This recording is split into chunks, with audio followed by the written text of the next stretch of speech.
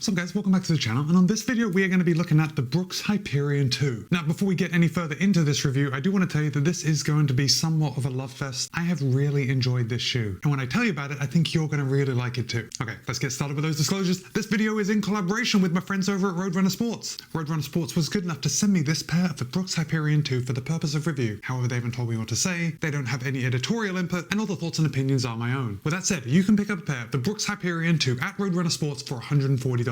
That's right, $140. And I think that $140 makes this shoe extremely well priced. You are getting a lot at that price point. Now, Brooks claims that the Hyperion 2 has 26 in the heel, 18 in the forefoot for an 8mm drop. And there's a couple things to talk about that stack height, because last year's Hyperion, which I have right here, this had 22 in the heel and 14 in the forefoot. So the new Hyperion has an extra 4mm of stack height. Now, obviously with that 26-18 stack height, Brooks is not counting something. They are probably not counting their removable insole, and I doubt they're counting the outsole rubber. It's probably just that foam. So on the spec sheets that Brooks sent me for the Hyperion 2, it only had that stack height, the one I just told you. However, I also have the Brooks Hyperion Max 2, and on that shoe they gave me two stack heights. They gave me the stack heights, which are similar to this in that they are missing something, and then they gave me the full stack heights. The difference between the two are about 6mm. So if we just use the same addition that I got from the numbers for the Hyperion Max 2 and bring them over to the Hyperion 2, we now have a potential stack height of 32 in the heel and 24 in the forefoot. And I'd say that's pretty accurate, within a millimeter or two. And the reason I'm explaining this and making it into something is because last year, probably my favorite shoe of the year was the Brooks Hyperion Max. I happen to have that pair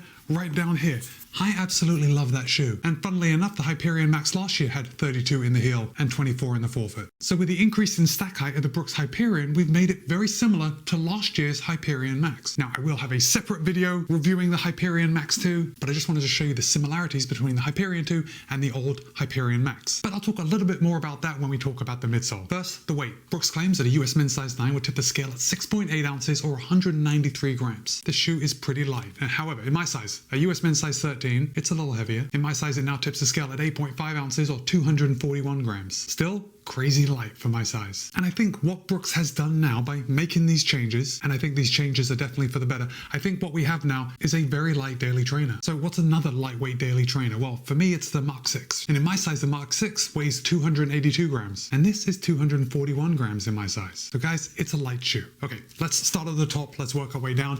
I'm going to hold this up. You can see this padding around the heel collar. It is nice and padded. It's not overly padded because it's not like a premium daily trainer, but there is enough padding where it is super comfortable when you put your foot in. The step being comfortable is nice. We have a semi-rigid heel counter. I can almost press it down. If I really put some force on it, I can press it in, so we don't have a rigid plastic piece as the heel counter in the back, and we have a nice heel flare right on the top. I didn't experience any heel slip in this shoe. The lockdown was really good. The Hyperion 2 is using minimal overlays. On the medial side, we've got Brooks spelled out. We've got the Brooks logo on the lateral side. There is an underlay coming around the toe box just to keep that upper off your foot. Got some reinforcement along the eyelet chain, and that's about it. It really is minimal as far as overlays and everything goes. Oh, there is a little something right here at the back. Looks like that's some faux suede or something, but that's it. The upper is a breathable engineered mesh, and even though it seems like all engineered meshes are described by brands as breathable, the engineered mesh used on the Brooks Hyperion 2 seems to really be breathable. It's not very thick. It is quite rigid, so it holds its shape well, but obviously with a shoe this light, it makes sense that the upper is going to be fairly lightweight and breathable. Now, also saving a lot of weight is the tongue. The tongue is definitely more on the up-tempo to race day shoe kind of tongue. It's very thin. We do have some padding centered down the middle, and then there is some padding at the top of the tongue that just kind of spreads out, because that's where you're going to tie the laces. That's where you're going to get a little bit of lace bite if it happens. I didn't experience any lace bite with the Hyperion 2, but to be honest, I usually don't.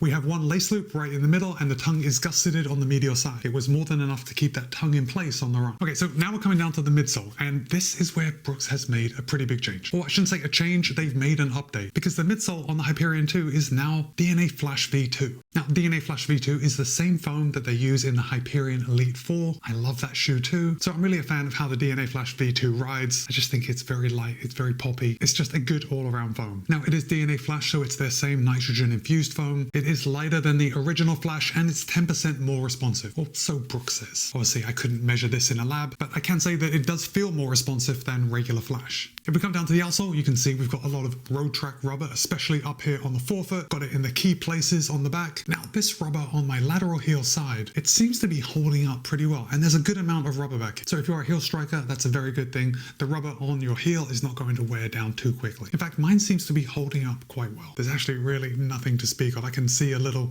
grazing on the rubber. We can see it's a little dirty where I've been running in it, but overall nothing to speak of.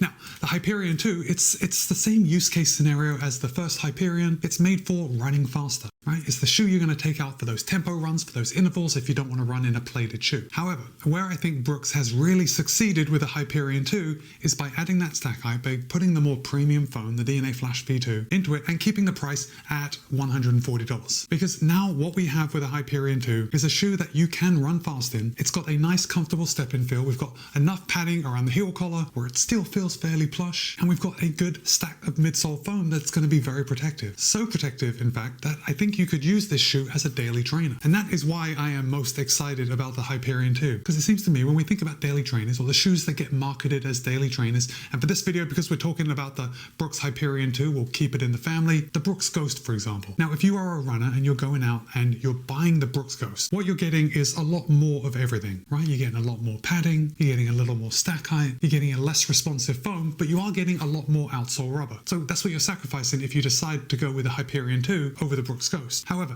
if you're only using your shoes for running, like you're not just wearing them around town, I think the Hyperion 2 represents a much better value, and it's going to cover a much wider range of runs. Because in my testing of this shoe, I did mainly keep it for workouts. So intervals, tempo run, but I also took it out on easy runs. Also, before I went out and I did my workouts, I did have to warm up. After those workouts, I would keep the shoes on and go for a cool down. So I've run a lot of easy miles in the Hyperion 2 also. Oh, one more thing. I know because we have updated to DNA Flash V2 and we have 4mm more stack height, it's also a softer ride. So for me, the Hyperion, the original Hyperion, it rode pretty firm, which was fantastic when you want to run fast because you get that road feel, it feels a little more responsive. The Hyperion 2, you still get that responsiveness, except it's not such a harsh ride. So guys, I don't know. I know a lot of my reviews are very positive. My reviews tend to skew on the positive side, or at least I don't harp on the negatives. And this review has been overly positive, but that's because this shoe works very well for me, and I've been excited to run in it. Oh, I didn't even talk about the laces. Guys, this is a daily trainer and it has these serrated laces. You know, the laces that you usually see on a race day shoe. So there is no problem with laces coming untied. And by that, I mean, there's no way these are going to come untied. They're serrated